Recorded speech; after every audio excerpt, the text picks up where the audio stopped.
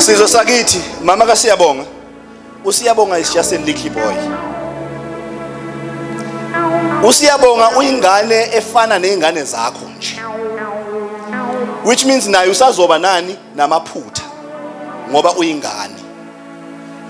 Mtreat njengoba utreata ingane yakho isephutheni.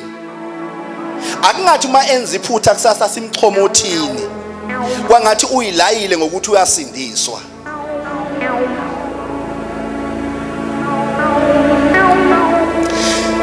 Asingakhulumi ngaye mhla esephutheni. Mina, you cannot come to me and tell me ukuthi ugqoke kabi shong ungakase uthi ugqoke kahle umuhle ugqoke kahle. Ngayifila lento oyishoyo ukuthi uyiqinisile bese uzoqhamuka mase ngigqoke kabi uzongitshela ukuthi ngigqoke kabi. I will fight you because yobuya ngichwenza. uSiyabonga emaphutheni akhe njengengane na njengophila emhlabeni. Uma enephutha, we should embrace him either than simxhomothini.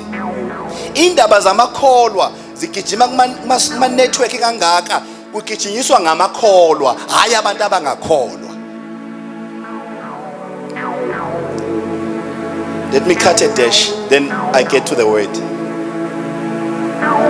Make God's business your business. This is business. Focus in the business. Give yourself all to the business. Criticism are part of the journey, but make God's business your business.